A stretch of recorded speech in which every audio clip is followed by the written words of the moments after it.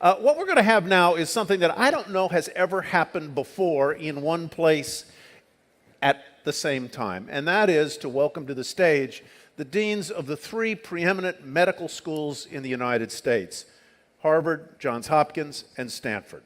And they will be interviewed today by the chief medical correspondent of CBS News, Dr. John LaPook. Come on out, guys, and this is John LaPook of CBS. Everybody. Please welcome him. Paul Rothman is the Dean of the Medical Faculty and Vice President for Medicine at Johns Hopkins University. He is the CEO of Johns Hopkins Medicine. Dr. George Daly is the Dean of Faculty and Medicine and the Caroline Shields Walker Professor of Medicine and Professor of Biological Chemistry and Molecular Pharmacology at Harvard. Dr. Daly, welcome. And Lloyd Minor, the Carl and Elizabeth Naumann Dean of Stanford University's School of Medicine. Welcome to all of you. The topic today is the future of the physician and how medical care will be delivered and by whom and who will pay for it. Gentlemen, the stage is yours. John, take it away. Were you going to, first of all, thank you everybody for coming. This is an amazing looking crowd. And I guess the Tipper on Drive problem is an example of the need for autonomous cars. What we're going to do is, so I'm the chief medical correspondent for CBS News, and I'm also professor of medicine at NYU Langone. So I do both internal medicine and GI, and then I do 60 Minutes in CBS Sunday Morning and the Evening News in CBS This Morning. Between the three people here, I have known them a total of 35 years, which is pretty cool. I know Paul for 35 years, and I just met George and Lloyd. So it was a trick math. What we decided to do is have each one of them sort of give you a little amuse-bouche about what they're thinking and sort of get things started. So I hope your bouche is amused, and we'll get going with Paul. So thank you, John. First of all, I wanted to thank everyone for coming out here and listening to us today. You know, there's an adage among medical school deans that our jobs are like cemetery workers. We have a lot of people under us, but no one's listening. So we really appreciate you all coming here today and listening to us. The question is, where's medicine going and what is the role of the physician and how we as deans of medical schools think about training the next generation of physicians. And I think what you're going to hear today is that same revolution we heard this morning about how technology's affecting everything, including autonomous cars and driving. That same disruptive innovation is going to occur and is occurring today in medicine. You're going to hear about how artificial intelligence, we heard a little bit this morning, and machine learning, how the devices that we wear on our wrists are going to be important in measuring what we do every day in our patients and measuring their blood pressure and their heart rate and their blood sugar, and we're going to hear all that today. So if you think about that technology, what is the role of the physician in that? And I would argue that the physician is going to be the interface between technology and the patient. That we're going to have a lot of data coming either through your electronic medical record. We're going to have clinical pathways on your electronic record, which is going to say this patient should receive this treatment or that treatment. You're going to have the patient walking in with saying, well, look, my heart rate was 85 for the last week. What should I do? Or 105 or 135. And the physician is the one that's going to have to take all that information and make it salient for that patient. It's that interface between what technology is going to tell us should occur to the patient and what the patient really needs. So if you think about that, we have to really think of that physician being that human face for how we're going to practice medicine in the future. Got it. And George? Well, I first want to thank Randy for bringing us all together. It's a really exciting conference. I got to meet a number of very interesting people. And it's just absolutely terrific to actually be on the stage here with my two outstanding colleagues and to then meet John. The future physician, you know, that I always start with thinking about where I used to be. Because 25 years ago when I finished my training in hematology and oncology, if I saw a patient with lung cancer or lymphoma, there were relatively few options that I had to offer. Now today, the oncologist is subject to thousands of different papers. There's hundreds of different trials. And the physician has to be able to integrate all of that information because somewhere in that is a better outcome for their patient. So the physician of today is going to be very different even from the physician of tomorrow. So there are three trends that I think will be themes that will come out as we talk. One is the rise of genomics, and in fact, that's going to facilitate a lot of precision medicine. If you go back to 2000, when the rough draft of the human genome surfaced, it cost $3 billion. Today, we can sequence genomes for under 1,000, and the $100 genome is on the horizon. So that means that in the future, virtually everyone is going to have their genome sequenced. Then there's this, as Paul alluded to, there's this phenomenal tsunami of information. I mean, I would venture to guess that, like us, many of you are wearing sensors of some sort, and that's providing an enormous amount of data that your physician is going to have to integrate. And then something, I think, a theme that will happen upon, which is a huge, huge emerging issue for the physician of today and will become only even more important in the future, is the aging of the population. Currently, there's about 43 million individuals in the United States who are over 65. That's slated to grow to 108 million by 2050. And that increase is the equivalent of adding 3 Floridas of senior citizens to the population. Think of what that's going to do to housing prices in Naples. The fact is that we, as medical school deans, are trying to equip the young physicians that we're training today to deliver outstanding care to all of you, but are also thinking about where they're going to be 10, 20 years into the future. I look forward to talking about that. Great. And John, thank you so much for moderating, and it's a great privilege and honor to be here with George and with Paul. And thank you, this amazing audience, to come out today to listen to some exciting presentations and to cast a vision for what's possible in the future. You know, all of us leaders of academic medical centers, our organizations have traditionally focused on treating the sickest of the sick. We are known as tertiary quaternary care institutions. We oftentimes get referrals of patients when things haven't worked well in communities. And that will always be an important role for academic medical centers, an important role for us as we educate the physicians of the future. But the unique opportunity today, and it truly is unique, is to look upstream and to really make real the vision of health and precision health, and to predict, prevent, and cure disease, but really in that order, with a lot more emphasis on prediction and prevention than we've been able to do in the past, because we haven't necessarily in the past had the scientific tools, and we haven't had the areas of related disciplines to bring in that we need to have to be effective at prediction and prevention.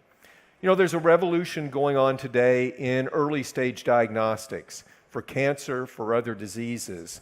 And I think within a fairly short order, we'll see a lot better diagnostics available for all of us. And increasingly, we'll be able to, as both Paul and George have mentioned, we'll be able to monitor, we already are, we'll be able even more in the future to monitor health on an ongoing basis. You know, each of us, when we fly, the jet engines on those and the planes we're flying on are being monitored hundreds of times a minute. And routine maintenance on those engines is determined based upon data coming in from the monitoring. Now, that typically occurs without awareness of the pilots or not necessarily even with awareness of people on the ground. But if there is a problem, someone's immediately notified. Shouldn't we be able to do the same thing with regard to our health and monitoring our health? And with this information we'll also be able to design preventative strategies that are tailored to the needs of each of us. But to make this vision a reality, we're also going to need to address the social, behavioral, and environmental determinants of health much more than we've done in the past. There's never been a more exciting time, I think, for us as leaders in medicine. Certainly, the people we attract to our schools today are amazing.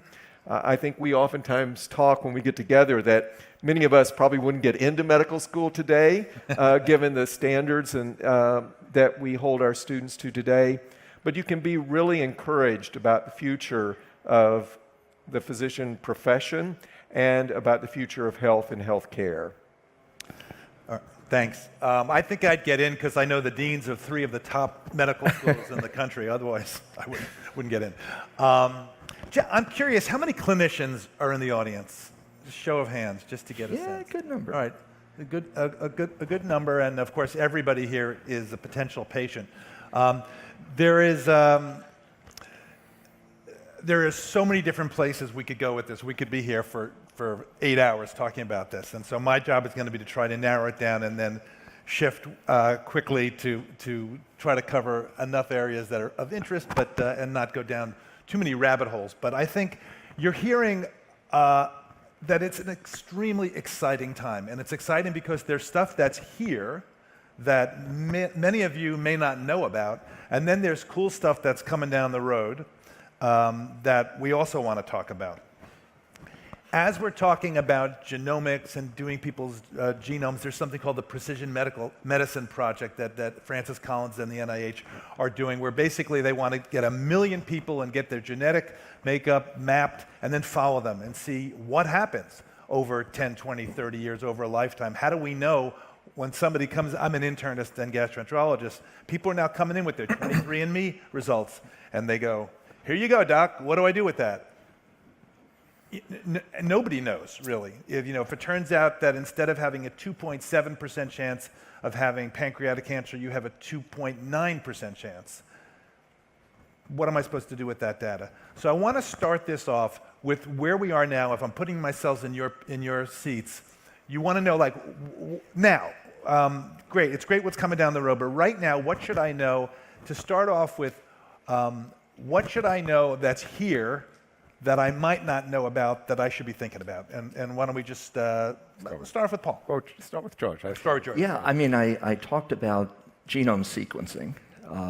How many people have done the 23andMe or Ancestry.com? See, look at that. It's got to be at least a quarter of the audience.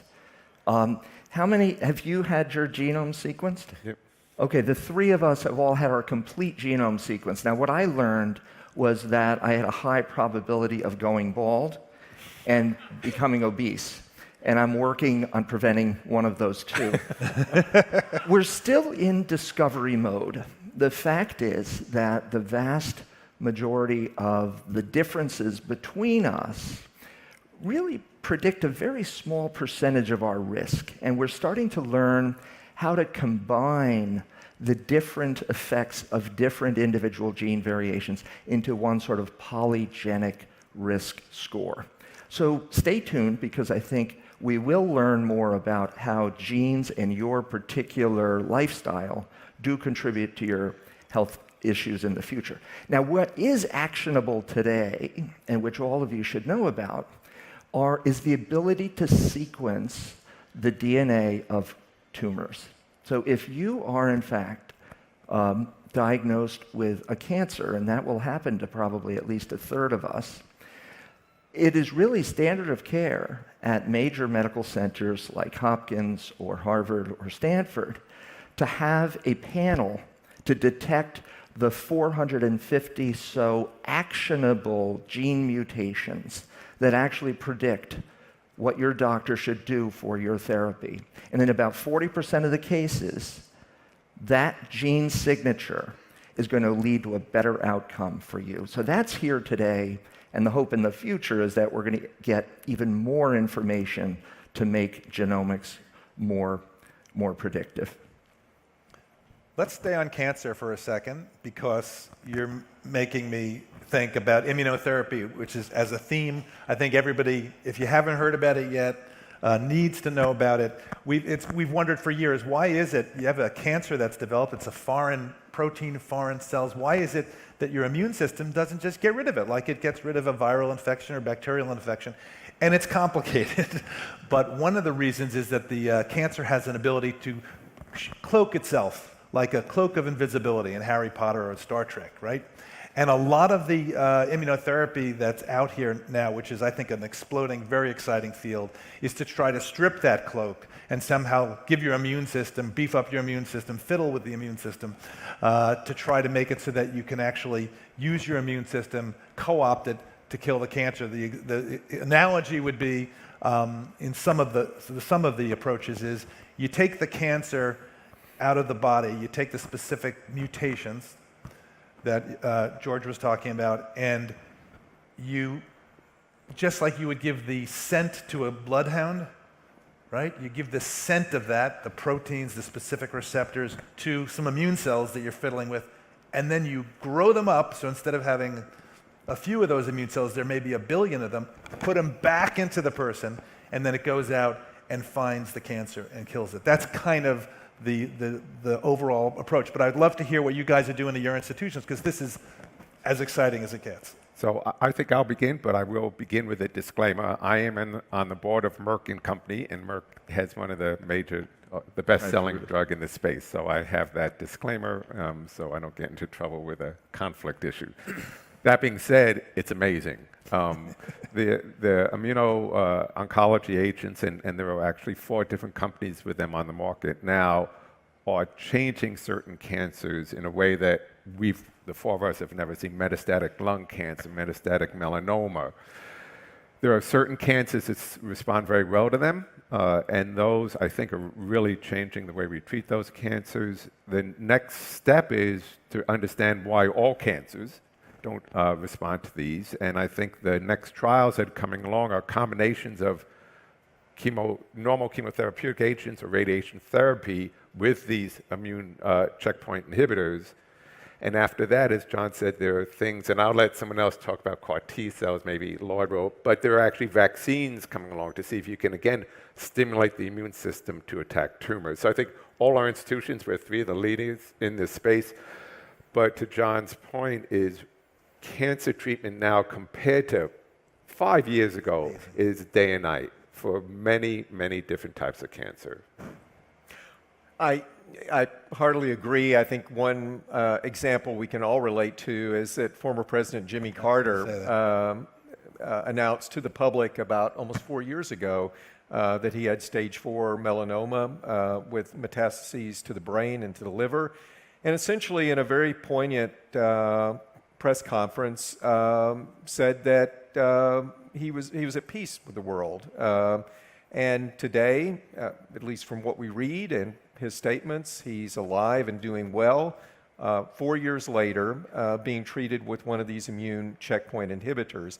Now, you just did not see that before these approaches in cancer immunotherapy. Now, unfortunately, they don't work in every patient. They only work across the board, maybe in a third of patients. And it's very important to know whether or not the tumor has specific receptors for an immune checkpoint inhibitor. The other approach, as John mentioned, is to rev up or engineer each of us, our immune system, so that our immune system cells, the so-called T cells, go out and find the cancer cells and kill them.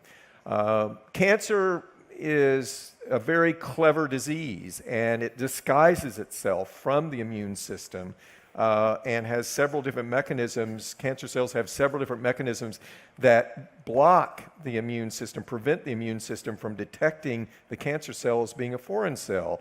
And essentially, as John was describing, what's done in CAR T cell work is to take cells from each individual and insert genes into those cells that cause them to find the cancer cells. Now, it's been most effective in blood-borne malignancies and hasn't been very effective to date in solid tumors because of one of the problems being this phenomenon of T cell exhaustion. In other words, the engineered T cells work fine for 24, 36 hours, and then for reasons we're still learning about, they're no longer as effective. So there's a lot of work scientifically going on today to prevent T-cell exhaustion and then hopefully make CAR T-cell technologies effective for solid tumors.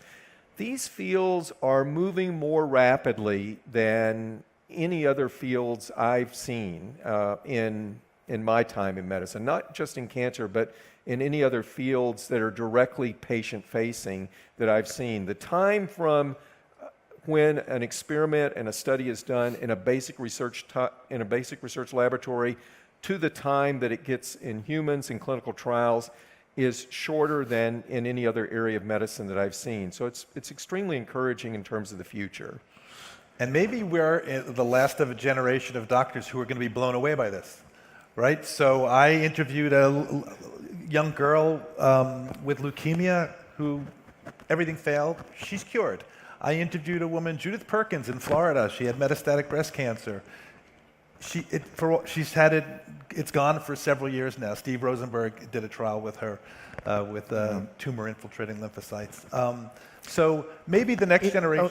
I mean, it's important to realize that it's still a relatively small number of tumors that have had these dramatic responses. Right. But, you know, it was really the late 1800s when the first notions that the immune system could fight cancer were put forth. And it's taken, you know, over 100 years for us to realize this potential. I mean, any field can have a bad century, you know.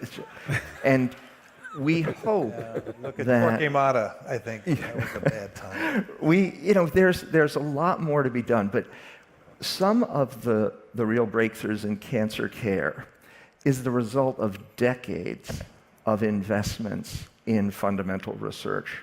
This is something that we have, you know, we must give tremendous credit to the National Institutes of Health that invested, built the foundational knowledge on which now we have been able to translate many of these new therapies.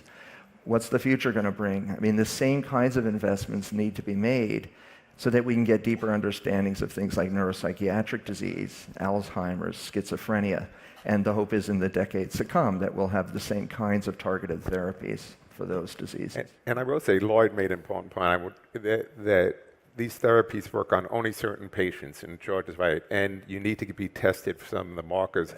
The other thing that we haven't talked about is the new types of screens for cancer that are ongoing. It's been less than a decade that we've done high-resolution CT scan screening for smokers with lung cancer, but there's a new generation of types of testing using this genetic information to screen for cancers that is still experimental, but I'd love to hear my colleagues, but I think will be important in the future of people, because it ends up, if you get the cancer earlier, you are more likely to be able to treat it. And I know we're doing some of it, and we have faculty with companies starting it, and I think. Sure, I think early stage diagnostics for cancer, there's a scientific revolution going on. It's a fairly quiet revolution. There still is an appropriately high bar by the US FDA to get a new diagnostic approved because of wanting to make sure that it truly does have value in terms of prediction, accurate prediction. But the science is really solid, and it is advancing quite rapidly. So we're seeing companies like Grail, for example, that is, as Paul mentioned, an early stage diagnostics company in cancer. And I think you'll see more companies like that and successes of new screening methodologies. Also, our ability to image tumors and to label them with molecular markers is changing, so that rather than just doing a CT scan or an MRI, we'll be able to locate smaller tumors much more accurately than we can today because of advances. I also want to return to a really, really important point that George made, and that is the importance of fundamental discovery-based research. Because that, oftentimes, we're not talking about that as much. We should be. But everything that we've been talking about in terms of advances in predicting, preventing, and curing disease, everything we've been talking about has been enabled by fundamental discovery-based research. The National Institutes of Health plays a really important role, but also increasingly philanthropy is playing an important role. Because the NIH and federal agencies are typically going to support research once it's underway, because understandably, the government has a desire to have some evidence that the investment of taxpayer dollars is going to pay off in terms of results. But oftentimes the most innovative research is the research that's going to fail. And studies that are really innovative, that are out of the traditional box of thinking, are usually not going to fare very well with standard federal mechanisms. And philanthropy plays a really important role at helping to kindle that research, carry it along to the point to where a compelling application can be written to the NIH or another federal agency. I'm glad you go back to about things failing and about what a tough slog it is. Because actually where I was headed, and I'm glad you jumped in, George, when I was talking about Judy Perkins and the metastatic breast cancer and the cure, was at the same time you have to realize that we're in this odd, exciting area, but where most of these treatments for solid tumors don't work. Right. And the vast majority of the cancers are these solid tumors. So we're in a frustrating area because you may see on TV, we did that story of Judy Perkins. We did the story of the little girl with leukemia. So if somebody out here has a loved one or if they themselves are battling cancer, they may think, oh, where's my cure? And I think it brings up where I wanted to sort of head with the next thing, which is Dr. Google. So yes. Where do you get your information? You suddenly get a diagnosis, whatever it is, and you want to find out about it. So how do you do that in 2019 in a way that makes sense? What's the role of the doctor in that? And I want to throw into that, because we're talking about all these incredible computerized things and artificial intelligence. There's a great cartoon that I love, which is the patient's over here and the computer's there. And I'm looking at, the doctor is looking at the computer, says, I don't like the look of your cholesterol. Meanwhile, the patient's here, has 8 arrows through them. There's blood spurting. Just look at the patient, you know? So what is the doctor's role, or the clinician's role, as we really should be saying, because it's not just physicians, in helping the patient out there figure out what the heck to do? I'll tell you, I work, my own research is at the interface of cancer biology and stem cell biology. And I think the point is, despite the really dramatic improvements in cancer care, there are still many, many conditions that we can't treat. And that's, when you extend that to the variety of other disorders, autoimmune disorders, multiple sclerosis, Alzheimer's, and the like, patients come to us desperate for some kind of an answer. And I think one of the challenges of modern medicine is to balance the reality of what we can offer, which is profound, with the hope for the future. And we talk a lot about research because research really is hope for the future. But it's enormously frustrating because Dr. Google will give the false sense of hope to patients, because if you just type in stem cell therapies into the Google search engine, you will get dozens of websites of clinics that are purporting to offer you stem cell cures for everything from multiple sclerosis to Alzheimer's to your arthritis. And the reality is that whereas there's much hope from stem cell science, those cures are not here today. And there's a tremendous risk of misinformation. And the stem cell and cancer community has been working for years to try to counteract that. But it's kind of a whack-a-mole problem. You know, that game where the mole picks up and you hit it on the head and then it pops up somewhere else.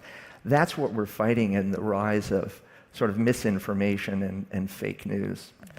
On the other hand, there's a lot of good information on the web. So in fact, I'm sure most of you go to hopkinsmedicine.org when you need medical information, like my family does, and it's a great website. I think most of them are on the Harvard Medical School website. Lloyd, you want to plug Stanford? But there's a lot of...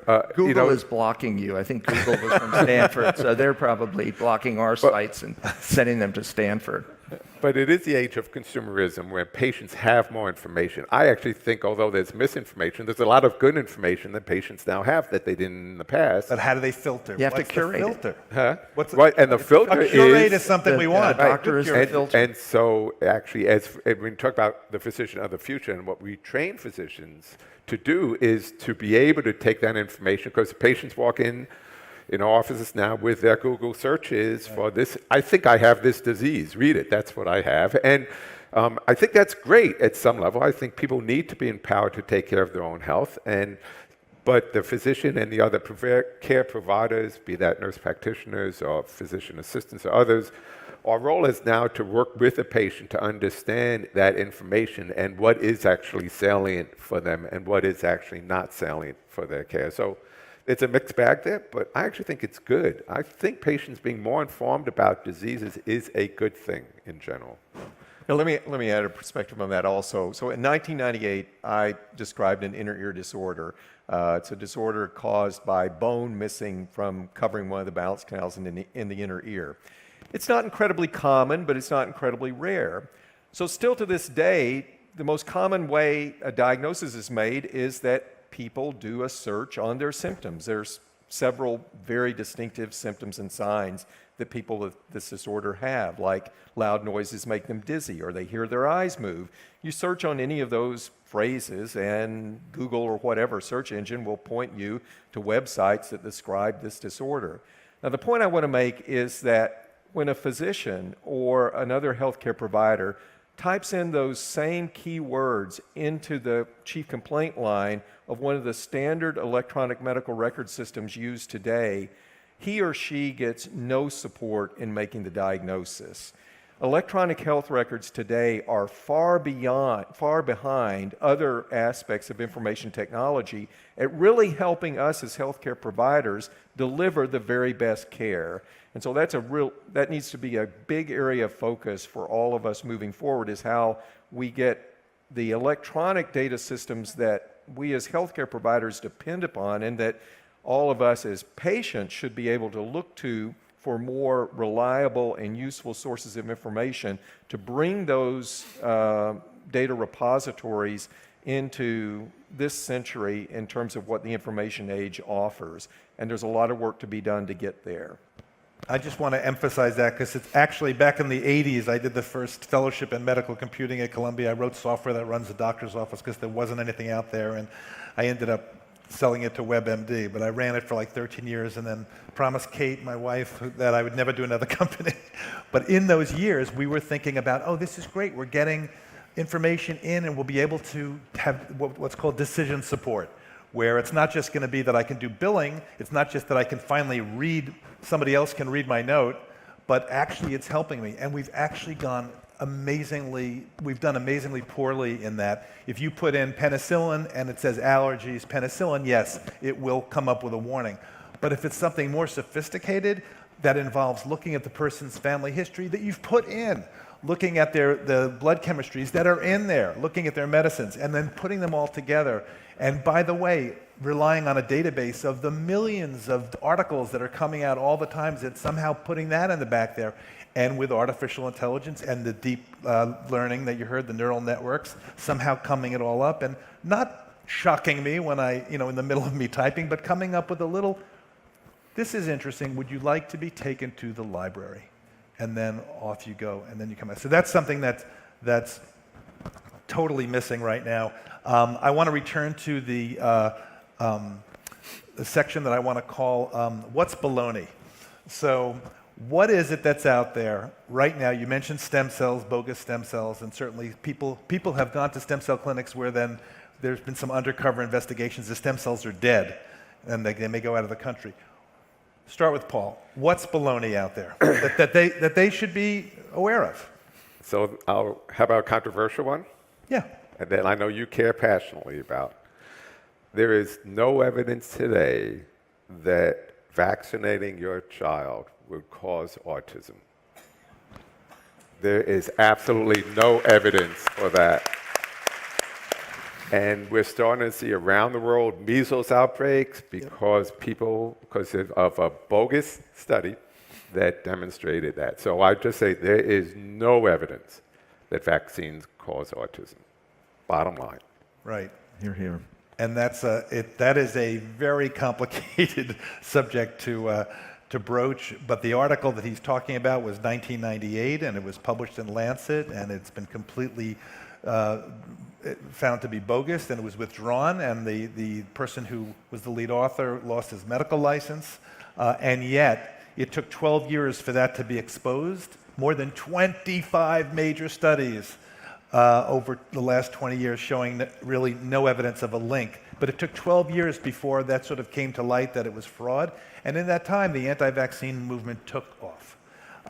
And it's still going, and we're seeing the outbreaks in Washington, in the northwest, a few cases of measles, 7 or 8 in Texas, and then we're seeing some overseas, of course. So that's something that it's a whole other conference. But it is something that I think everybody out there who doesn't know the history of it, who just hears somehow that vaccines cause autism, I think that really has been debunked by, and at some point you don't have a false equivalency where you say, well, on the one hand, some people think the world is round and other people think it's flat. It's really considered established science right now. And if I were somebody, there's a professor named Peter Hotez who wrote a book called Vaccines Didn't Cause Rachel's Autism. His daughter has autism.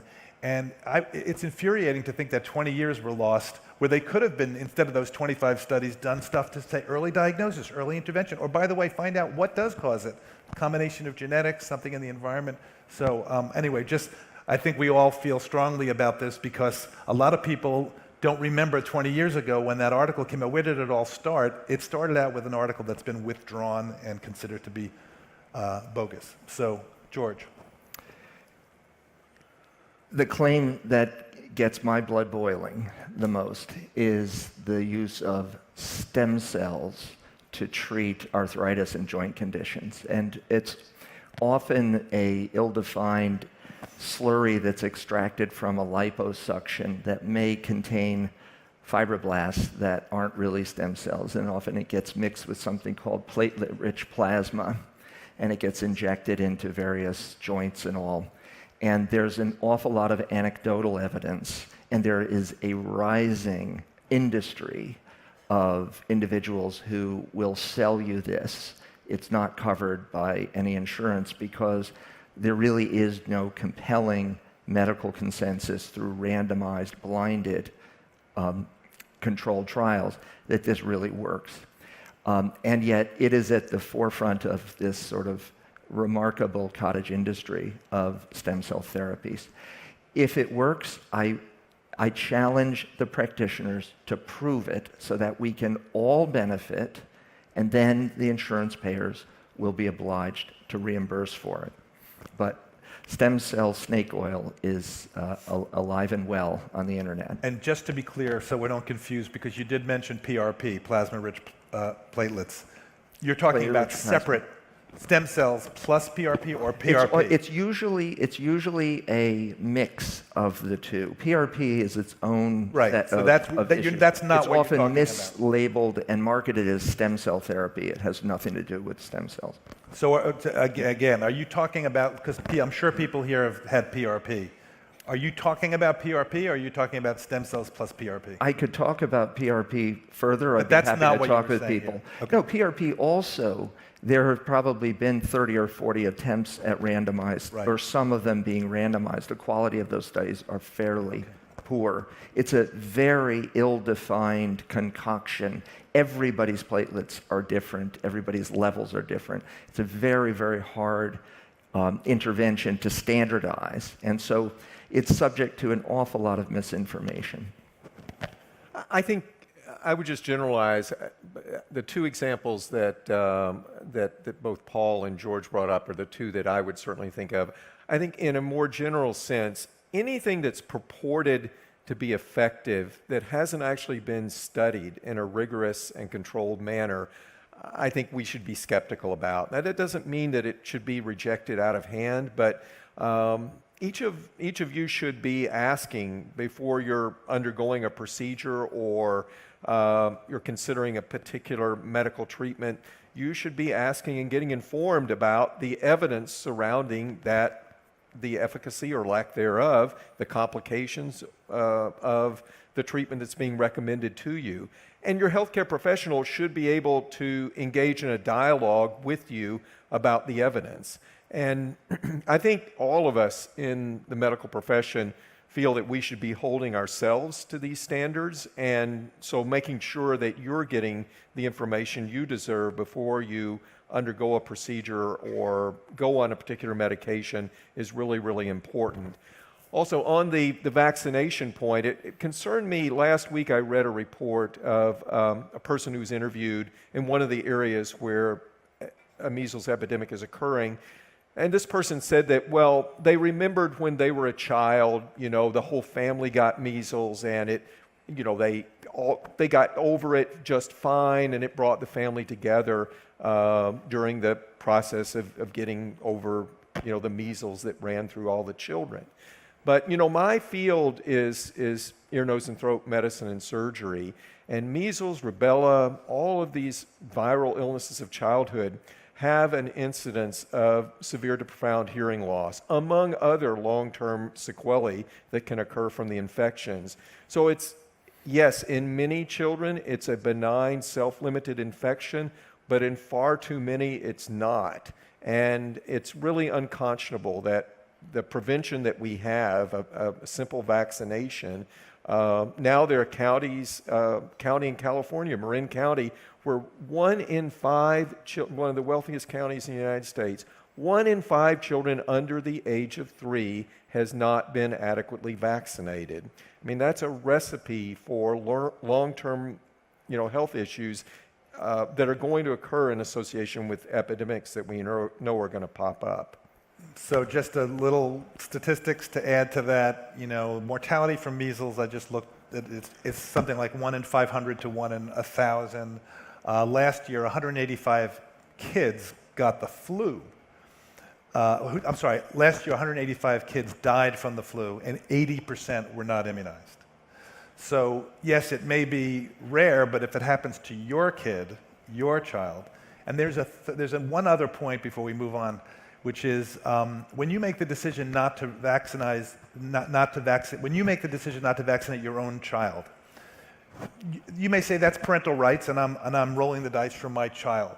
But you're also rolling the dice for other people's children, because you can't get the vaccine for measles, mumps, and rubella before 12 months. You may have immunosuppression from AIDS, from cancer. You may not be able have some medical condition where you're susceptible to it. So you're not just rolling the dice for your own child. You're rolling your dice for other people, and you're sort of taking advantage of what's called herd immunity, which is if you get over a certain percentage, let's say over 90% of people get vaccinated, then you could sort of be protected too. So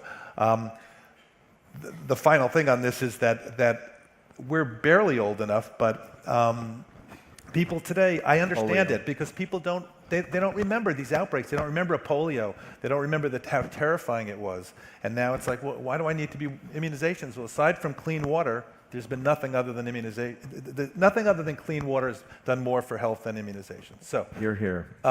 moving on to a tough subject, but we need to do it, which is the aging of America, the caregiving problem, Alzheimer's. There's about 5.5 million people by some estimates with Alzheimer's. That could double or triple by 2050.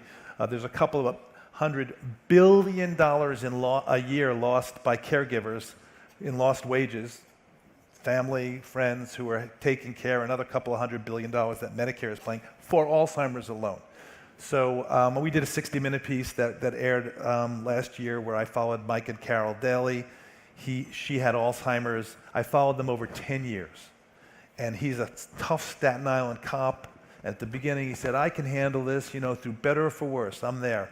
By the end, the last time I interviewed him, about a year ago, he said, I'm ready to take a gun to my head 3 months ago. And he wasn't suicidal, thank God. He got out of it, talking to his doctors. And then he said, I'm not going to put her in a nursing home. I'm not putting her in a nursing home. And finally, he had to do it. And she's doing better, and he's doing much better. And this brings up a couple of issues, one of which for him was that they never really had the kind of discussion they needed to have about end of life, because we have a tough time with that in America, when they were both well, when they both had all their cognitive abilities, so that when she lost her ability to reason, he couldn't ask her, is it okay to send you to a nursing home? Because by that time it was too late. So one of the things this is now the journalist's hat off, the doctor's hat on. I do urge everybody to have that discussion, as tough as it may be, at a time when people can have it. I mean, no time is better than now, and decide, let's talk about it, and what would you like, and are we prepared? Do we have a healthcare proxy? Do we have power of our desires really spelled out as much as you can, knowing, of course, you can always reconsider, you can always renegotiate. So I want to turn to, we have no cure for Alzheimer's. We've got an aging population. We have all these other diseases. The feel-good topic of the day, but I think we need to address it. So I would just say, and come back to I think the point Lloyd and George made, we really we have no treatment for Alzheimer's, and we fundamentally are not even sure we know what causes Alzheimer's. And it is, and in fact, that's true of many parts of neuroscience and brain diseases. And I would argue strongly that what we really need to do is invest in research, because we are not near a cure. All the clinical trials for what we thought might be effective agents in the past 5 years have failed. And so I actually think if you really want to, and Alzheimer's in terms of an economic impact on this country, it's going to be huge. I think the country needs to invest in the basic fundamental research to understand the disease now, because cures take long times, therapies take a long time to develop, and we need to really invest in the research to understand Alzheimer's and other neurodegenerative diseases before they overwhelm the country. So I hate to say that, because we're all at the age where we're thinking about losing some of our cognition and our memory, but right now is the time for this country to invest in understanding what causes Alzheimer's and therapies. Yeah. And that includes early diagnosis, because one of the things that you may or may, I know this got dislodged there. One of the things you may or may not know is the discovery has been made that the pathologic changes in your brain that go along with something like Alzheimer's, they start 10, 20, 30 years before you have symptoms.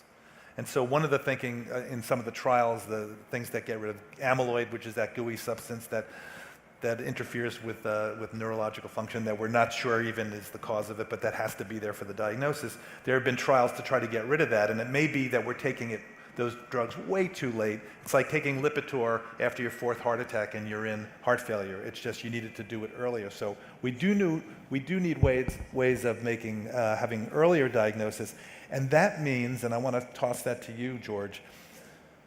Right now, doctors we're kind of a little nihilistic. We don't really want to know. It's like we don't want to know. A lot of people don't want to ask about suicidal ideation. We don't want to know, because then we have to do something at it. We don't want to know about early dementia. So we have flip answers, and you've heard some of them, which is somebody comes in complaining of their memory, and then the doctor says, tongue-in-cheek, it's somewhat true, but it's not a great answer, which is, it's one thing if you can't find your car keys, it's another thing if you find your car keys and you don't know what they do. And that's getting at the issue of executive function. Are you starting a sentence and you can't finish it? Do you get lost? So what do doctors have to do to be more aggressive with this? Helpful. This is so important, and I really get back to Paul's theme, which is the importance of research. Because we know aging is happening. There's no doubt. We are aging as a society. And the goal is not to increase lifespan, but to increase health span. And to do that, we need to stave off some of the ravages of aging. And so we have had discussions at Harvard about what are some of the imperatives. One of the key imperatives is to develop better biomarkers, diagnostics, of early aging, early cognitive decline, some of these early markers that are going to predict the onset of these chronic diseases so that we can intervene at an earlier stage. Aging aging is a double-edged sword. On the one hand, the remarkable productivity of individuals as they get older is being preserved, and that has an enormously positive benefit to society. What we want to stave off is the economic and social challenge that will come with the burden of things like Alzheimer's. I think we're going to be able to develop early predictors, and there's so much interest in it from a research point of view. I'm hopeful over the next decade or two that we'll see real meaningful interventions that'll translate into cures. Go ahead. I would just add, in addition to what Paul and George have said, I think technology is helping as we are dealing with the challenges associated with memory decline and also with physical disability in aging and in other aspects of our lives as well. I think technology can and will increasingly play an important role. It's now, and we saw some videos before the conference started this morning about for lack of a better term, the intelligent home, or how we can use technology in our living spaces to, for example, detect when our gate is getting unstable or when we've fallen, so that there can be continuous monitoring. It doesn't interfere with the privacy because it's done in an image non-specific way, but enables us to constantly have some monitoring on our health and our well-being. That now is restricted to fairly specialized areas, and there's quite a bit of both an economic and also a facilitation barrier to getting it broadly dispersed in homes and in society. But I think those barriers will fall, and we'll see its utility increasing a great deal in the future. And I think, it's both exciting and a little terrifying because, with, again, the neural networks and the AI, you could imagine, doesn't take a ton of imagination to think of a device listening to conversation, saying, the number of vocabulary words is going down, the syntax is getting a little bit odd, maybe this is an early sign, natural language processing, that you could say, hey, that sentence didn't make sense. On the other hand, who's listening? And what do they do with that information? And you cannot forget that that's happening. But that's a whole other that's a whole other conference about privacy. I do when I type into EPIC, which is the system we use at NYU Langone, I have in the back of my head, is this going to get hacked someday? Could it happen? And I'm careful about what I write in there. I want to continue the aging discussion and talk about caregiving. All right, so. Carole King famously wrote, "Doesn't anybody stay in one place anymore?" And nobody stays in one place anymore. It used to be, your aunt was upstairs, your grandparents were downstairs. If somebody got ill, there was a village, whether it was in the actual house or it was nearby. And now everybody's scattered to the four winds. And what does that mean in terms of the ability of people to get help? And it's anywhere from $10,000 to $15,000 a month to go to a nursing facility or a similar facility if you need long-term care. People have the economics to do that. We're living longer. I know there's a project up at Harvard I want you to tell everybody about, but I'm going to throw this very easy subject of caregiving to the group. Well, we've actually come together as a faculty at Harvard. We've had a large symposium where almost 100 of our faculty came together from a whole spectrum of expertise. We had Gary Ruvkin, who studies aging in nematodes and worms, and we had folks from the Graduate School of Design talking about innovation in the built environment, incorporating sensors and all, so that we can more effectively age in place. But the point is, we have reorganized our intellectual community at Harvard to attack this problem. One of my ideas that I really like to promote, we have a whole new campus opening up across the river from Cambridge in Alston. We've got 360 acres, which is one of the great green spaces for building innovative communities. And one of the ideas we have is to build a blended hybrid social environment where we have apartments for our retired faculty from Harvard, MIT, and BU, together with student housing. And the idea being you build through kind of urban planning structures that bring these people together naturally. I think one of the ways which we're going to have to confront the aging population is to bring back community. You know, we have to rediscover and reinvent the way of creating an extended family. And valuing people who are older. You go to Japan, and loneliness is such a huge problem. England has a minister of loneliness. I mean, I think this is a tsunami that is on us that we really do. And the average life expectancy of Japanese women just topped out at 90, and that's increasing. It's going to cover the globe. Great segue to what I wanted. We have 10 minutes left, and I want to spend half of it talking about the next subject, and then the half of it, the last 5 minutes, to have each of you say what's the most exciting thing that you can think of, and what would you love, you know, if you could tell Hippocrates, guess what happened, okay? But you won't believe it. But unfortunately, we're in the middle of a it wouldn't be responsible to not talk about the fact that we're in the middle of an opioid crisis and mental health crisis, suicide crisis. Our life expectancy actually dropped slightly a month. And for 2 years in a row, it's dropped for the first time in decades, I think. So that's suicide is a big component of that. We have the opioid epidemic. I think we have to touch on that. Paul? So I'll start on the opioid. So it is a huge problem in this country. The cause is multifactorial. There isn't just not one cause. But I think what I want people to understand is that drug addiction is a disease. And it has a huge social stigma around it that I think has impeded our ability to treat it as a disease. But addiction is a disease. It needs to be treated like a disease. We need to get effective treatments. Buprenorphine to patients. It is a really good drug to treat opioid addiction.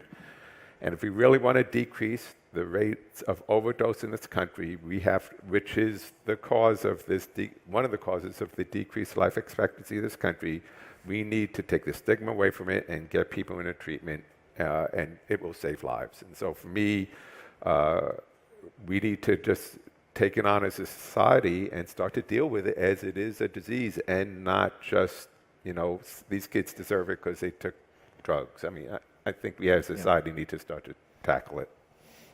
And you would never tell anybody to snap out of your diabetes, snap out of your asthma. But we kind of say that about mental illness. Just snap out of it.